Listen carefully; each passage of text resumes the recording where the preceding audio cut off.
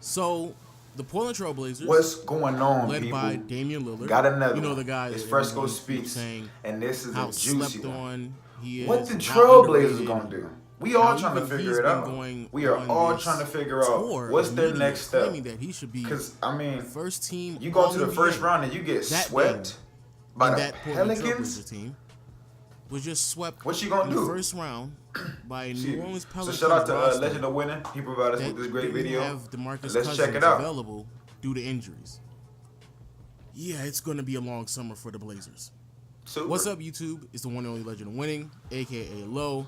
And even though, yes, I knew that the Portland Trailblazers were going to lose this series, and like, before we bro, get too I was negative, out there huge hooping. shout-outs goes That's to what the I New do. Orleans Pelicans, especially Alvin Gentry. I don't believe many people are giving him the credit that he deserves for his defensive schemes. But in today's video, we're not going to talk about them.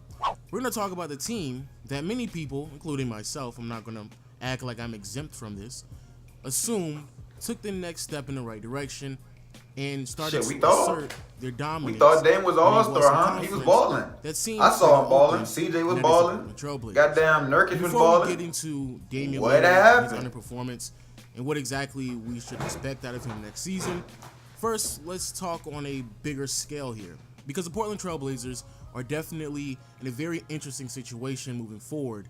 Because if we're going to be realistic here and we're going to add context into the season that they had, I do believe it's very obvious that they have hit a wall and they have peaked as much as they possibly can, which is extremely scary moving forward. Because even though, yes, they did earn the 3rd seed in the Western Conference this year, I do believe many people tend to overlook the context in which they played this regular season. The Portland Trail Blazers throughout the regular season have been up and down, and luckily for them, at the end of the season, they were able to go on a run that was able to cement and solidify their place in the postseason. However, when you look at their record, you start to recognize that third in the goddamn postseason. How you 3rd seed and get swept? Games removed from Bro, being out that's the something to talk playoffs. about. Like that's. And also when you start to recognize that all of the teams below them suffer from major injuries or had significant changes in their roster this year. So we can assume next year it's going to be more difficult for the Portland Trail Blazers to duplicate the type of success they had this year. And the reason why I'm giving you the backstory and highlighting all of these details is because I honestly believe, and I know this sounds pretty extreme, but if you're a team that is unable to capitalize on a situation, an opportunity that was just a good move, bro. Like Drew Holiday was balling in that series. I will say that capitalized, but you got he was in balling. the first round. Rajon Rondo was hooping with the 3rd seed. That means when it comes to extreme times, we have to have. I'd be mad if we had to play them in the first round. So again, this may sound extreme, but even when it comes to the Portland Trail Blazers, what exactly should they do next as a team? Well, for one, they're going to have to trade away either Damian Lillard or CJ McCollum. Now I know, I get it, because people one are of the two, maybe even both. Goddamn, how can you trade away Dame and CJ? They are the face of the franchise. One of the most both of them have a ceiling. Like just from watching that, and I agree with you. Both of them this have is a ceiling that is consistently grown with one another. You don't want to have like some young stars who already know where they can stop it. You feel me? Offensively are fairly that's scary, man. And then defense, they don't even get talked about on defense. The problem is that the negatives are starting to outweigh the positives. As they are both I ain't gonna say they get blown by because you know they're NBA players, but neither one of them are I'm not saying that they cause havoc on that side either, man. Like if you're gonna be that star, you gotta be on both ends. Some progression in their game.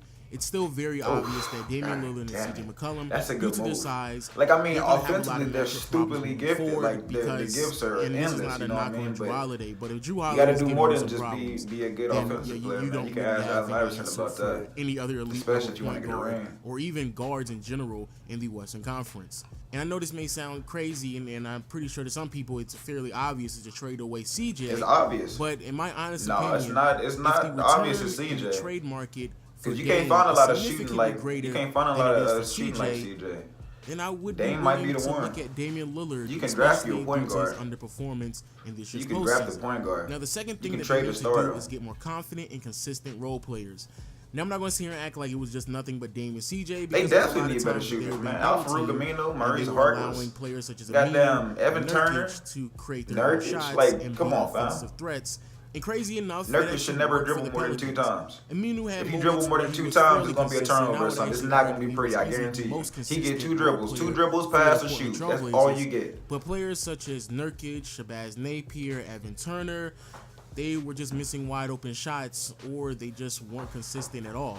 But the third, and in my opinion, the most overlooked story when it comes to the Portland Trail that hoodie is live, what exactly boy. are they going to do? That hoodie clean as shit. Because Nurkic is a free fresh. agent this year. What kind of hoodie is that? Nurkic is someone who was vastly underpaid due to him still being on his rookie contract.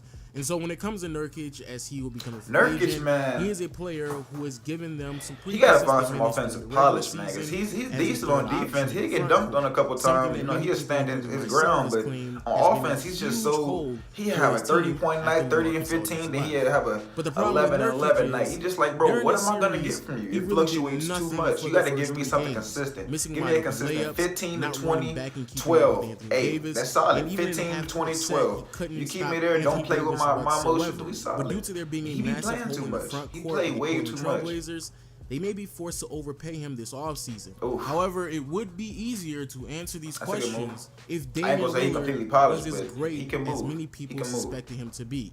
Now, before we get really deep into the whole Dame thing, and he's a footer, man. Like anytime you're a footer, half the game is easy for you because you already up there. You literally put the ball inside the point guards, and I would still label him as an elite level point guard. But the problem was this shout out to season, Legend and winning. I think probably the biggest reason why check out his channel. such a He has a pretty dope podcast off top. Is that Damian Lillard, along with a lot of other people, including myself, assumed that this was a year that he was going to be able to separate himself from everyone else in the league. Leave a comment, man. I want to talk to y'all, man. Talk to me about who y'all think should get traded and why. You know what I mean? Like, what should change? Because they have a late draft pick because they were the 3rd overall seed, so they can't really do much with that. They have a decent coach, you know, so you're kind of limited there. You have to change something. It's really hard to just stand out amongst some of the. It's hard to just stand pat. You know what I mean? Especially at the point guard position. Dame is balling. I will say that. Dame should be playing in like New York. I feel like if Dame played in New York with Kristaps Porzingis, tour, almost like a media tour, and you consistently tell people how good of a player you are. But I mean, you see how he's doing. He has his hoodie on, like kind of cocked. He's not confident, man. He's not confident in what he's saying. Yeah, I think he's not confident. All NBA. He kind of hesitated when he said overlooked and you that's what he feels because, you know, that's what you always feel, but you don't really see that. You're not better than Steph Curry. You're not better than Russell Westbrook. You're not better than Chris Paul. You're not better than James Harden. They're putting him with guards. It's just, you know, you can get the attention and accolades, but you're probably a second team, third team player. It's just what it is, man. It's so much talent. It's just so much talent. But even if we were to lower the bar for Damian Lillard, and put him in the same level as, let's say, a Kemba Walker, who is still a really good point guard, but obviously isn't on the same level as a Kyrie Irving or Curry.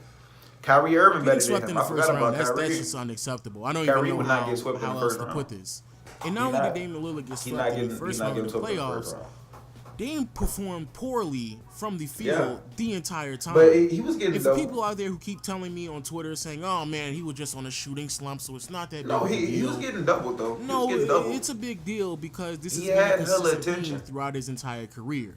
The problem with many people, especially when it comes to players such as Dame, they get so infatuated with the emotion that they try to connect with Trust Dame. me, as a Laker fan, I know exactly what Damian Lillard is about. Clutch player. I know exactly people what get caught up in it that is, one man. shot he had against Houston. Hey. But if you look at his numbers in totality, Damian Lillard is not just inconsistent. He is one of the most inconsistent shooters in playoff history. Man. You can't have a point guard who fluctuates, then you have a center who fluctuates, then your shooting guard kind of iffy sometimes, small forward kind of awkward when he shoots, power forward don't really even like to shoot. He shoot when he have to. Like, what is going on?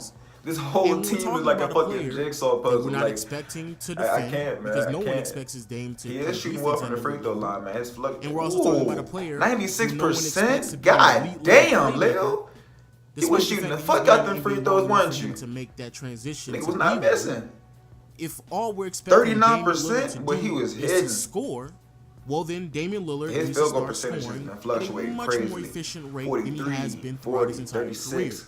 And again, people may sit here and think that I'm being too hard on Dame, but this is what he has. Establish your shots, find your spots. Placed on Damian Lillard because he wants to throw his hat in the conversation with Steph Curry's, the Kyrie Irvings. Hey, y'all, like I said, it's Fresco. Spoke again. Hope y'all listen. I know this video was so goddamn long, but if y'all liked it, leave me a like. How you're overlooked and what you deserve in this NBA. And once you